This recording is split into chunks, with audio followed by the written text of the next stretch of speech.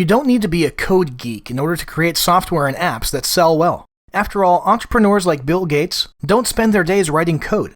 They spend it running the business. So if you have a good idea for an app, then you're going to want to watch this video. First off, the key to creating good software is to be sure that you're creating something that fills a need and that it's something people really want. You may need to start with some brainstorming to figure out what type of software you'll create. Ask yourself what sorts of apps or software you wish you had. You might ask your friends too. Sometimes you can find a need just by thinking about your problems or someone else's problems. You'll also want to head over to iTunes and Google Play for the Android to find out what sort of apps people are already buying. You can also check the software department on sites like Amazon. Here's a pro tip. Be sure to read the reviews on these apps and software. These reviews will give you plenty of ideas about how to improve on the current solution and fill the market's needs. You might also confirm this market research by surveying your audience. Find out what sorts of solutions they need that the market isn't filling.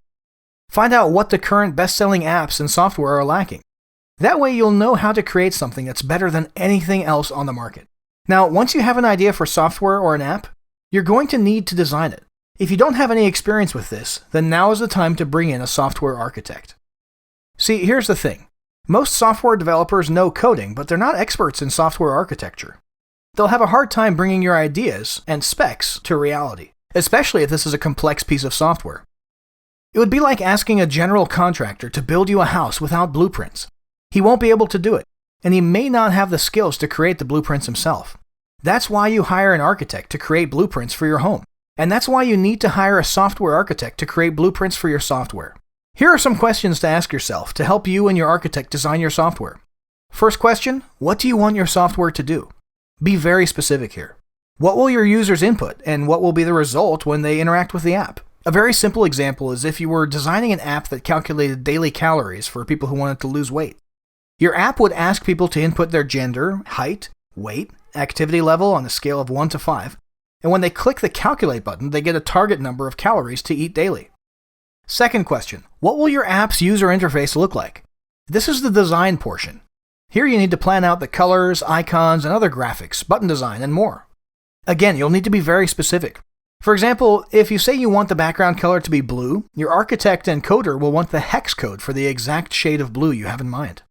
They'll want to know exactly what text to include. They'll want to know exactly how big the borders should be around a text box. You get the idea. You need to be super specific about the details, and you need to detail these specifics for every screen. Let's go back to the calorie app I mentioned a couple moments ago. You need to design the first screen where the user inputs the data, and then you'll need to design the second screen where the app spits out the ideal daily calories. Special note here, if your app has separate interfaces for the back office and the front end, then you need to design and plan the form and function for both the user interfaces and all the associated screens. An example of this is if you develop software for business owners who want to install a social media platform on their website.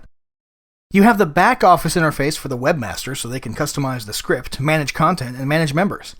Then you have the interface for the members, which includes sign-up forms, a members area, chat, and more. You need to plan all these screens down to the last detail. Okay, so once you've designed the form and function of your app, it's time to bring in your software developer. Be sure to do your due diligence first when selecting a programmer. You want someone who has plenty of experience and a good track record with creating apps and software.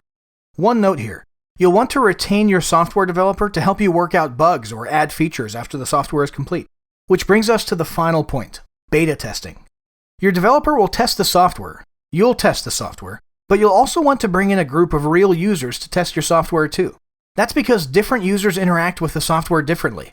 Plus, various users will install the software on different computer configurations and platforms. That's why you'll want to bring in at least a half dozen or more people who'll put the software through its paces to uncover any bugs. The more complex your software is, the more testers you're going to want. So that's it for this time. Be sure to check out the recommended resources section on this site, where you'll get links to tools and other resources to help you create products and grow your business.